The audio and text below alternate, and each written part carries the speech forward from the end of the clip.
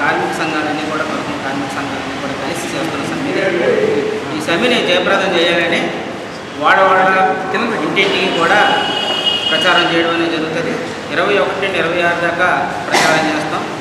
అలాగే బుక్లెట్స్, కరపత్రాలు అవి మొత్తం కార్మిక వర్గాన్ని అందరూ కూడా ముఠా కార్మికులు కానీ, షాప్ ఎంప్లాయీస్ కానివ్వండి, భవన నిర్మాణ కార్మికులు కానివ్వండి, ప్రభుత్వ రంగ పరిశ్రమలు కానివ్వండి, అన్ని రంగాలను కూడా సమ్మెలోకి దించి పెద్ద చారిత్రక సమ్మెని జయప్రదం చేయాలనేదే సిఐటి అన్ని ట్రేడ్ యూనియన్లతో కలిపి చేస్తుంది. దీని ఇంకా డిమాండ్స్ మట్టుకు ప్రభుత్వం భద్రత లేదు. ఈరోజు ధరలు విపరీతంగా పెరుగుతున్నాయి. కందిపప్పు మీద 1400 రూపాయలు పెరిగింది, పంచదార మీద 500 రూపాయలు పెరిగింది, మినపప్పు మీద 1500 పెరిగింది.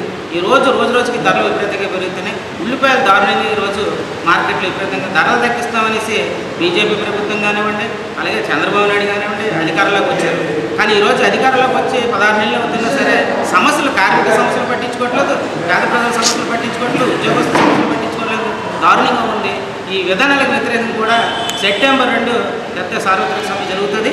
ఈ సమ్మెలో మొత్తం కార్మిక వర్గాలందరూ చైతన్యపరిచి పెద్ద ఎత్తున పాల్గొవాలనేది సిఐటిగా మేము